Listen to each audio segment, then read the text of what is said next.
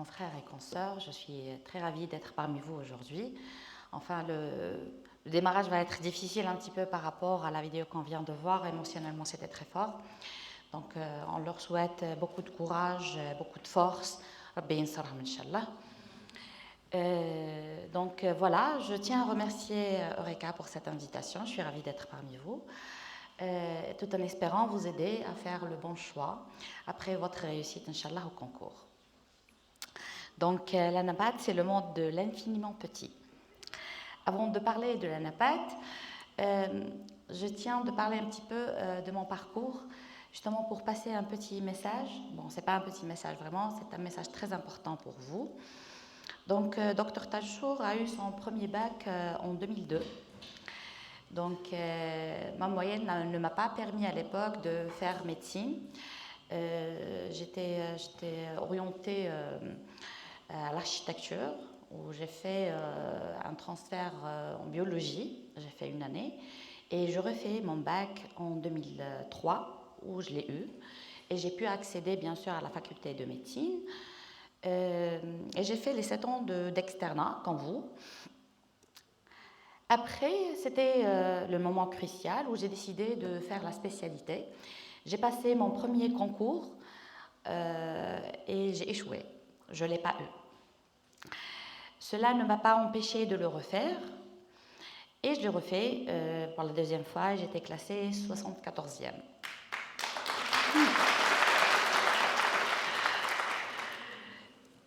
Donc, le jour de la répartition, c'est vrai que comme chaque médecin qui va vers la répartition pour choisir le poste, j'avais quelques spécialités en tête.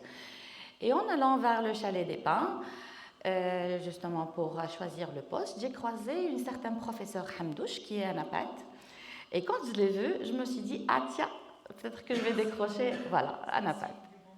Exactement, et c'était le signe.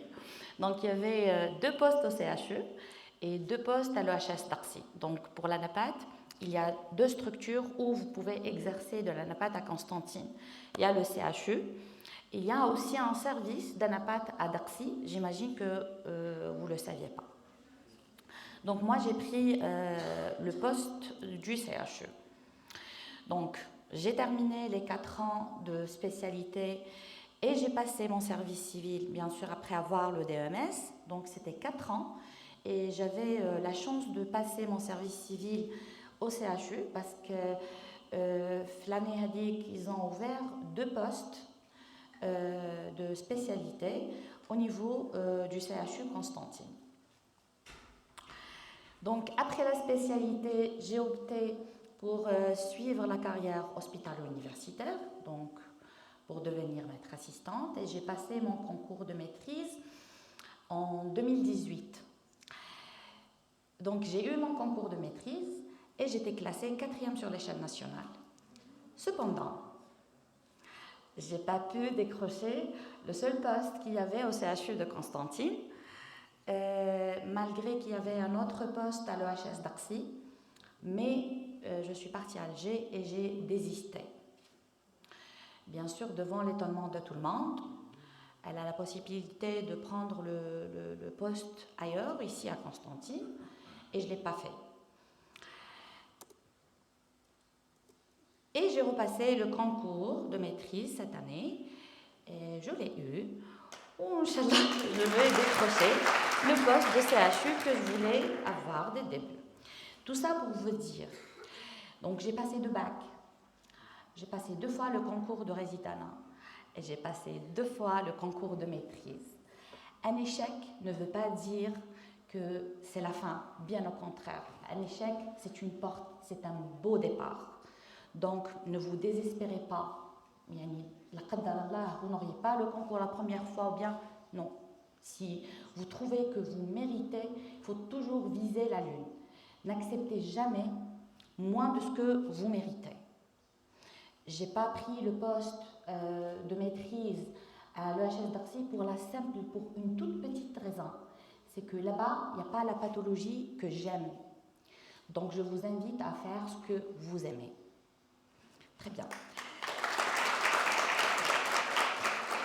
Donc, après Dr Tachour, on va voir rapidement l'ANAPAT. Donc, vous allez me dire, ANAPAT, c'est l'étude morphologique des anomalies tissulaires, cellulaires. Et vous allez bien sûr penser au programme de l'externat, processus inflammatoire, médiateur chimique, blablabla. En réalité et en pratique, ce n'est pas le cas. L'anapath, ce n'est pas ce qu'on a vu. C'est des, on va dire, c'est des prérequis ou bien c'est des préjugés, je ne sais pas, mais ce qu'on fait réellement et en pratique, ce n'est pas ce qu'on a vu à l'externat. Donc, pour vous faciliter la tâche, donc, au lieu de venir chez nous, au service, je vous ai ramené le service chez vous. Donc, il faut savoir qu'on a 3 petites structures. On a une structure où on reçoit les prélèvements, on fait l'enregistrement des prélèvements et on effectue ce qu'on appelle une étude macroscopique des pièces.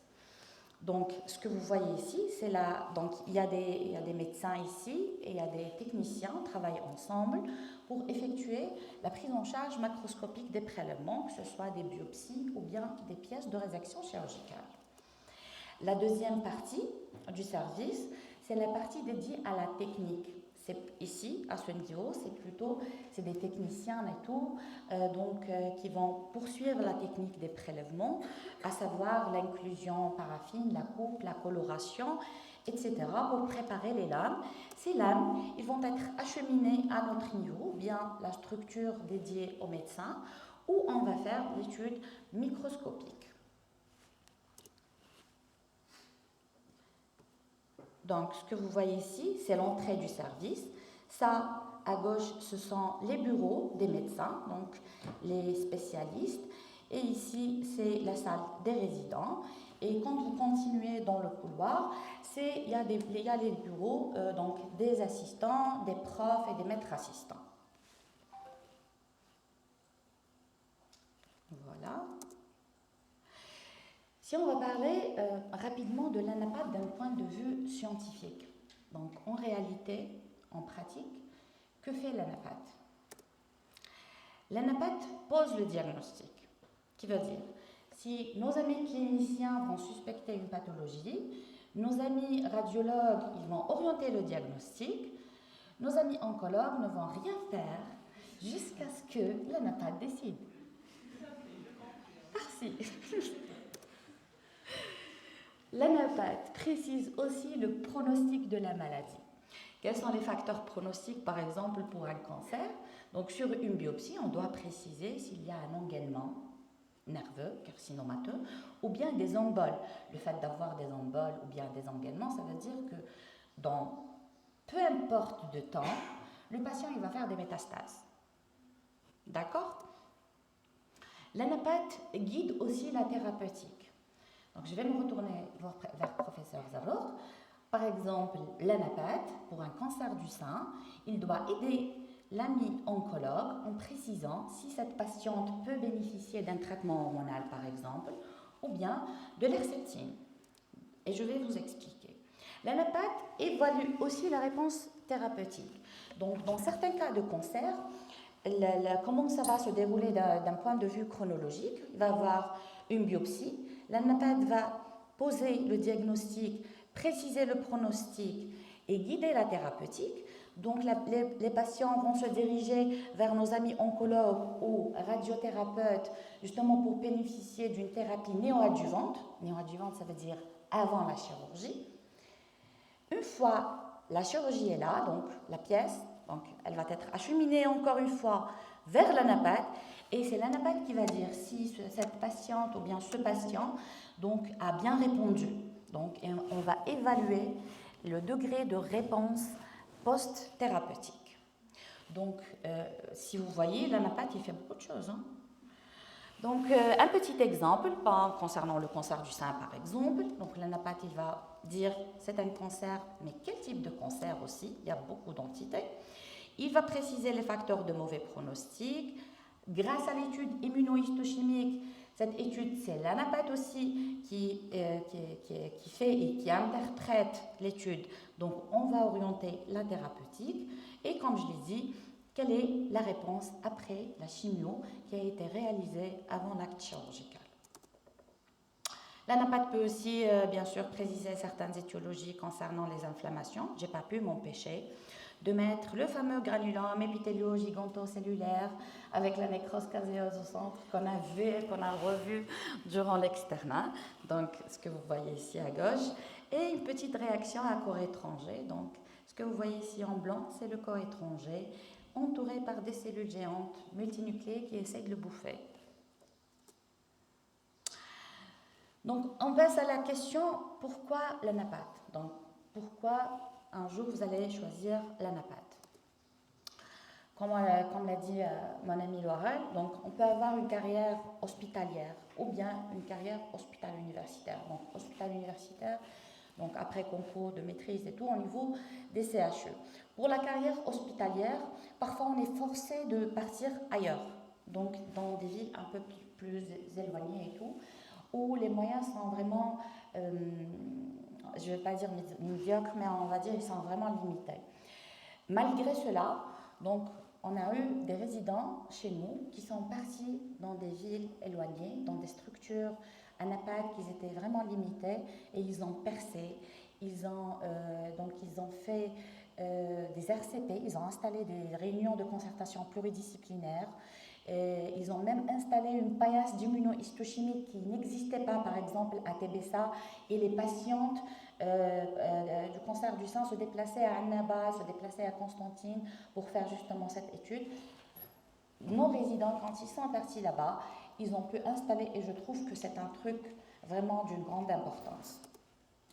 Bien sûr, vous pouvez aussi partir au secteur privé et faire de l'argent. Il faut juste savoir choisir le bon secteur pour éviter le maximum de concurrence.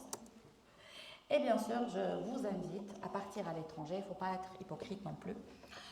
L'anapathe là-bas, l'anapathe ici, elle ressemble un petit peu à l'anapathe d'étranger.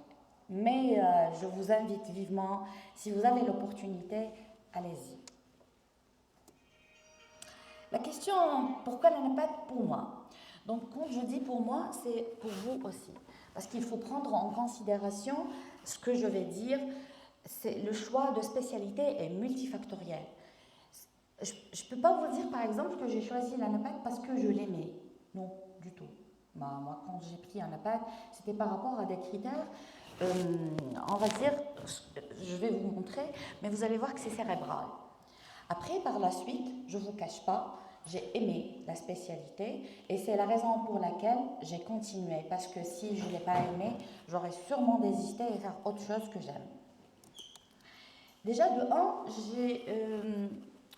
j'étais le type de médecin qui aime faire des regroupements syndromiques et poser des diagnostics. Sans plus. Quand je dis sans plus, j'étais pas très forte en prescription médicale, en ordonnance. Donc pour moi, c'est poser un diagnostic et ça s'arrête là. Aussi, il faut penser au contact avec les patients. Il est très important. Parce que si vous allez faire une spécialité clinique ou bien chirurgicale, vous allez avoir un contact permanent avec les patients. Donc, vous imaginez si vous allez annoncer, par exemple, à un patient qu'il a une maladie incurable ou bien il a un cancer, il faut vraiment avoir un bon contact. Les gardes. Pour les gens qui n'arrivent pas, par exemple, à travailler la nuit et qui comptent rester aux structures hospitalières, il faut vraiment y penser. Il faut vraiment y penser. Et bien sûr, le dernier point, c'est les petits bobos de santé. Quand je dis bobos de santé, hypotension orthostatique, des lombalgies quand vous êtes debout pour je ne sais pas combien de temps, vous n'allez pas, par exemple, penser à une spécialité chirurgicale ou bien la réanesthésie, parce que ça nécessite un effort physique. Hein. Donc, quand j'ai vu tout ça, j'ai choisi l'anapathe et je ne le regrette pas jusqu'à ce jour. Donc, je termine avec cette petite photo. Donc, je vous présente professeur Bédard, c'est le médecin-chef du service d'anapathe, CHU Constantine, qui vous salue d'ailleurs, et vous souhaite, comme moi, un bon courage et une bonne réussite pour le concours de résidenat. Voilà.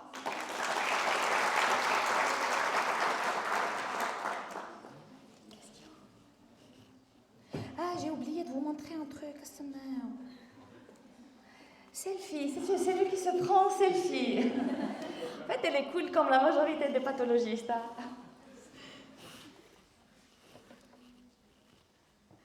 des questions déjà obtenues déjà. Très bien. Ok.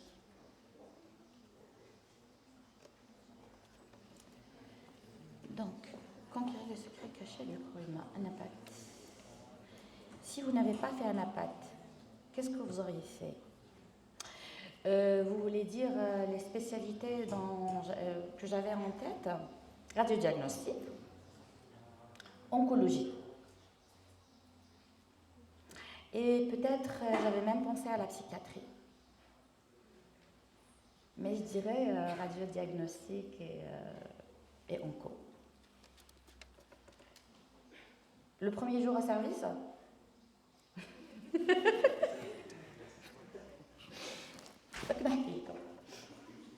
Une fois au service, il y avait pas professeur Bédard, il y avait professeur Tébi.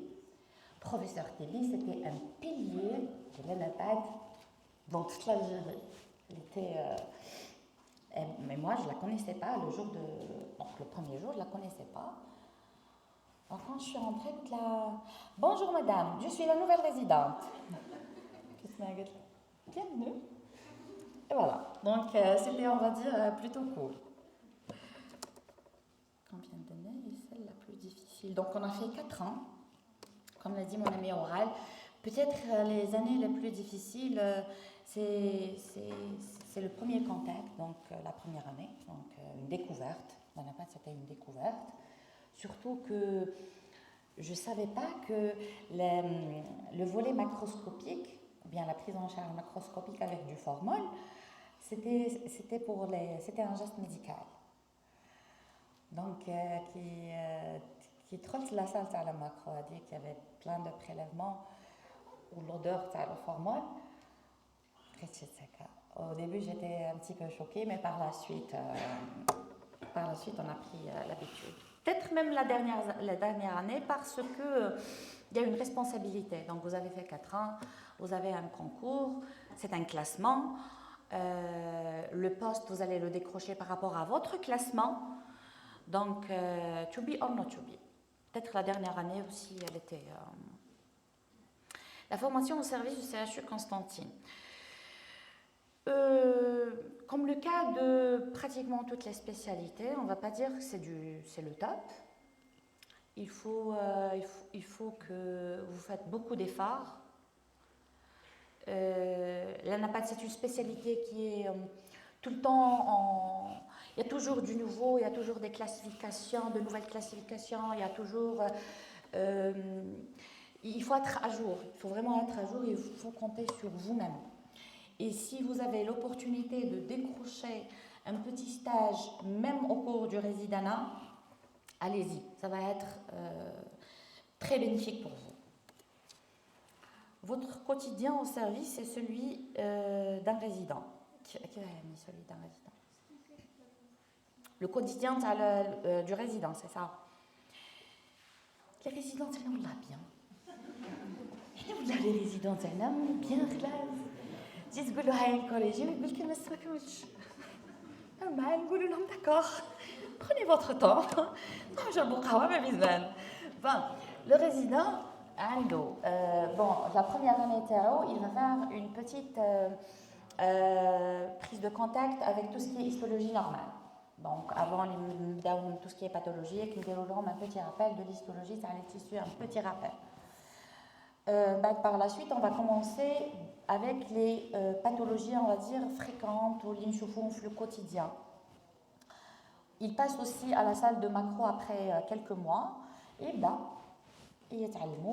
comment prendre en charge une pièce en macro parce que chaque pièce a un protocole pour la découper ou là pour les mensurations et tout. Donc, ils vont apprendre petit à petit avec nous. Par exemple, ils donnent des tests qui donnent les examens. Et alors, les résidents, ça va. Donc, ça va. Leur vie, elle est, on va dire, plus ou moins flexible. Anapath Constantine versus ailleurs. Bon, je n'ai pas vu ailleurs ici à Constantine. Par contre, j'ai vu ailleurs les hôpitaux de Strasbourg, Haute-Pierre.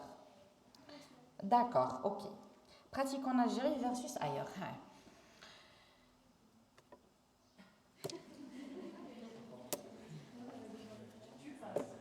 نقدر نقدر بركة. بون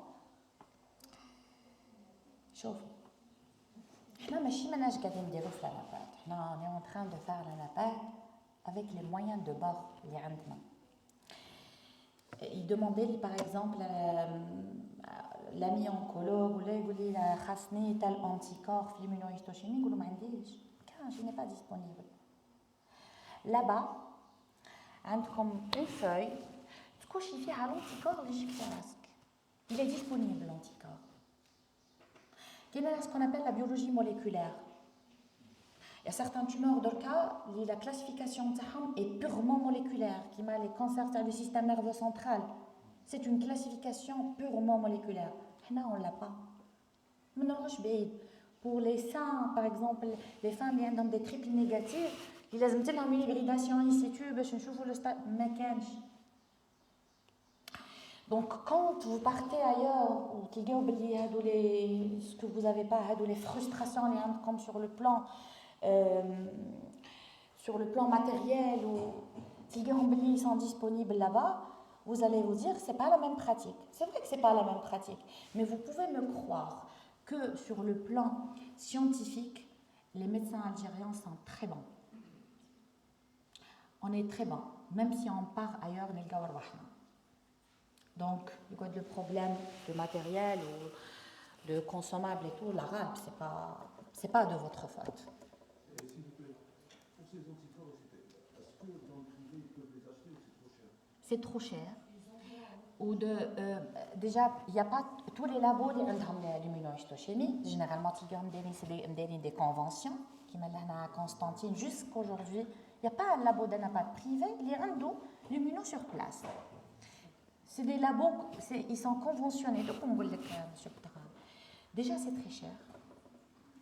Ou pas forcément très rentable. Bon, on va dire c'est rentable, mais faire une convention, c'est plus facile. D'installer une paillasse, la convention, elle est plus facile qu'installer une paillasse chez soi.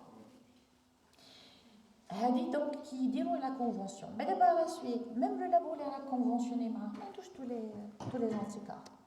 Il y a des anticorps, mais moi, je bien fréquente. Les parts, les pathocarcinomes, tu ne le trouves pas.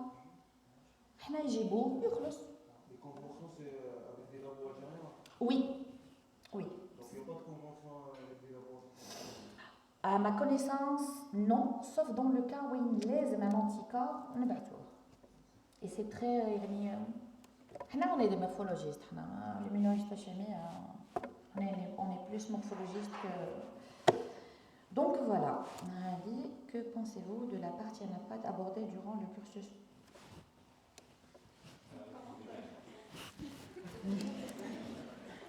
Pas de contact avec les patients, avantages, inconvénients. Voilà. C'est on va dire que des avantages. En fait, chez nous en Algérie, on a le contact avec les patients. Un contact avec le patient, son père, sa mère, ses frères, ses soeurs, ses tantes, ses oncles, ses grands-parents, et même les voisins parfois. Donc, une spécialité où il n'y a pas de contact, bon, je dirais que oui. Les défis auxquels vous êtes confrontés, les manques de moyens, j'insiste, c'est les manques de moyens. C'est vrai que travailler dans un climat, on va dire, plus ou moins sain, c'est important pour votre pratique. On va dire que certaines spécialités, moi j'ai vu des confrères et des consoeurs qui quittent le secteur étatique parce qu'on lui a pourri la vie, parce qu'ils n'arrivaient pas à progresser. C'est des bons éléments, c'est des très bons éléments que le CHU regrette, ils sont partis. Donc, le climat et les moyens, c'est très important. Quelles sont les spécialités avec lesquelles vous travaillez souvent? L'anapath, c'est une plaque tournante. Alors, on travaille avec les cliniciens, les radiologues, on travaille avec les chirurgiens, les oncologues, et on est juste au milieu. Les cliniciens et les radiologues envoient, on répond, les oriente vers les chirurgiens, bien les oncologues, le patient a des chirurgiens, donc là on est au milieu et c'est nous qui font que le patient, c'est nous qui font que le patient puisse avoir une prise en charge adéquate. L'avenir de la spécialité avec la technologie. Ils disent, je dis bien, il y a des rumeurs qui disent qu'à un certain moment, l'anapath va disparaître. Et c'est des, microscopes reliés à des systèmes de technologie et je ne sais pas quoi qui vont faire l'interprétation et tout. Mais vous pouvez me croire que l'Algérie est très loin d'être là. Donc, choisissez l'anapath et vous allez travailler. En cas de contradiction de résultats. En cas de contradiction de résultats, donc souvent on est obligé de faire un troisième avis. Donc si la première lecture, par exemple, on pose un diagnostic sur la première lecture, que ça ne colle pas, ou bien il y a une discordance avec la clinique et la radiologie, on va faire une relecture. Donc si bien sûr le tissu ou bien le bloc musculaire il est toujours copieux. Sinon on doit refaire la biopsie et refaire une deuxième lecture. Il y a le cas de certaines tumeurs où la relecture elle est pratiquement systématique, donc on n'a même pas besoin d'une demande là, mais souvent on passe vers une deuxième relecture. Oui, tout à fait. Les conclusions sont déterminantes influençant le futur du patient. Ça représente une pression lors de votre pratique, souvent. Souvent. C'est vrai qu'il y a des diagnostics qui sont, on va dire, faciles. Un ADK du côlon, bien, c'est un truc qu'on voit souvent. Le sein aussi, mais parfois c'est très difficile. On passe vers des avis d'experts. C'est souvent les RCP ou bien les comités de lecture. On a beaucoup de comités de lecture. Donc si on bloque devant un cas, même tout après par la suite, si vous bloquez, mais c'est un patient, c'est une vie. Je bloque, mais beaucoup de c'est une vie d'un patient.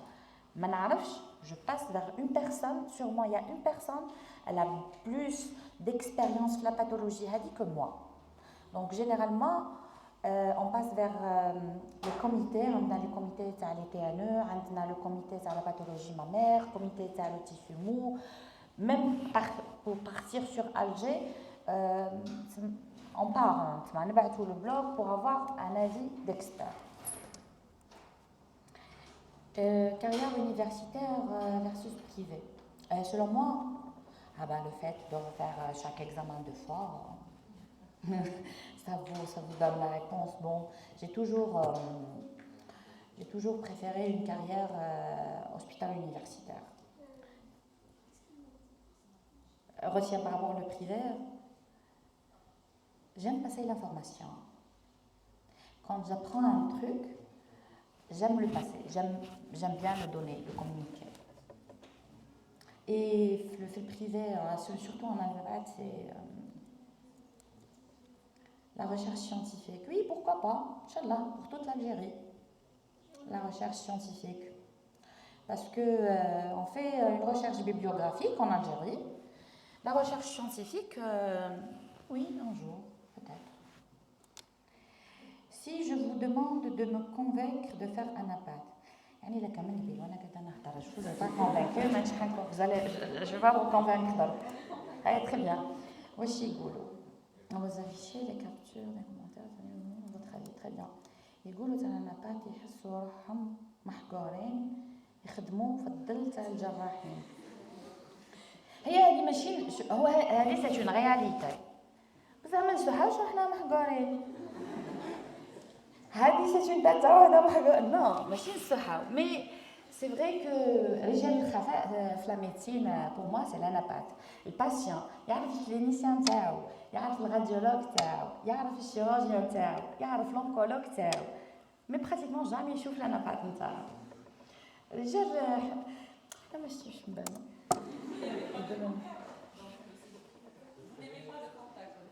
voilà déjà même حنا قلنا le contact avec le patient et tout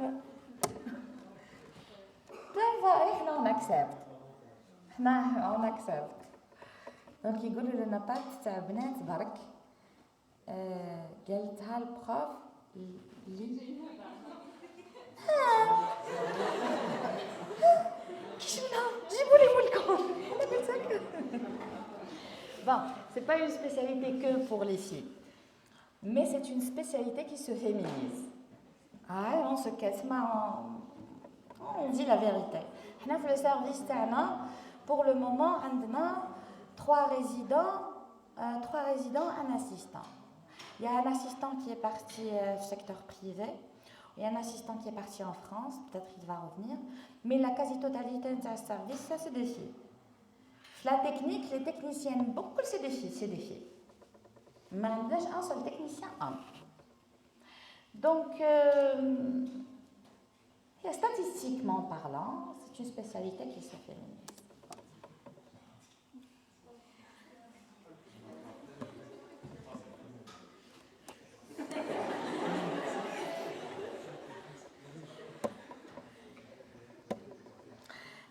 Non, là,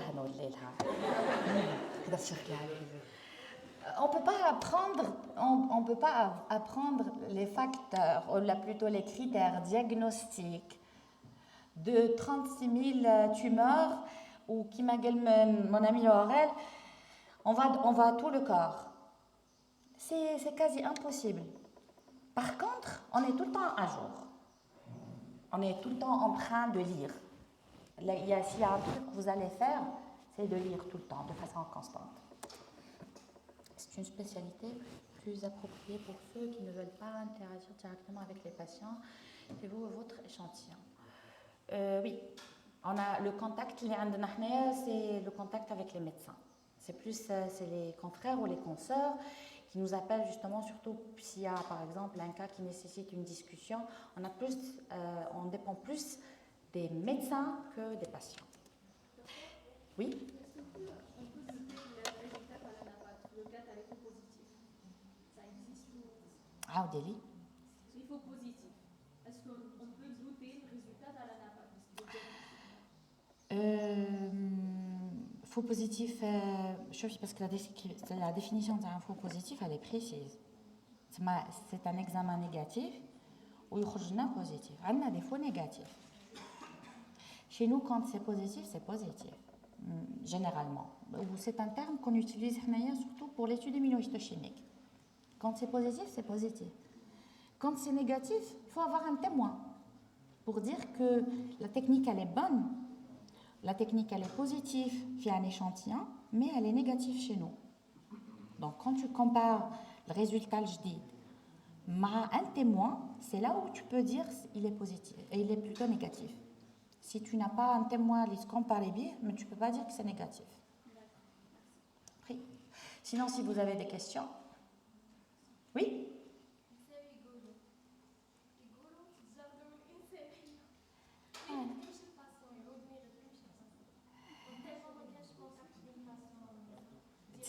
Parce que je suis en contact avec les patients. Il y a des patients, il y avait des cas où j'ai passé des nuits blanches où on a le diagnostic. Ce n'est pas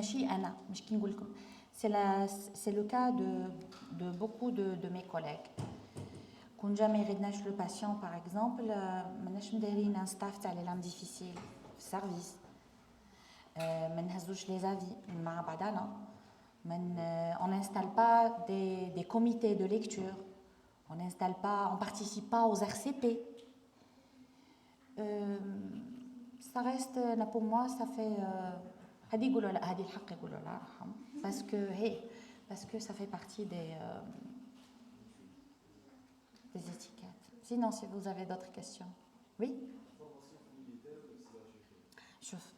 pour être honnête, même, j'ai pas eu l'occasion de pour partir la Shamrock, mais même là-bas, elle est plutôt bien. Selon les dires des personnes qui ont eu la chance, c'était intéressant selon eux. C'est varié, ils ont presque un petit peu plus de moyens que nous, donc ça va, oui. Sinon, d'accord, donc je vous dis merci. Et à bientôt, Inch'Allah.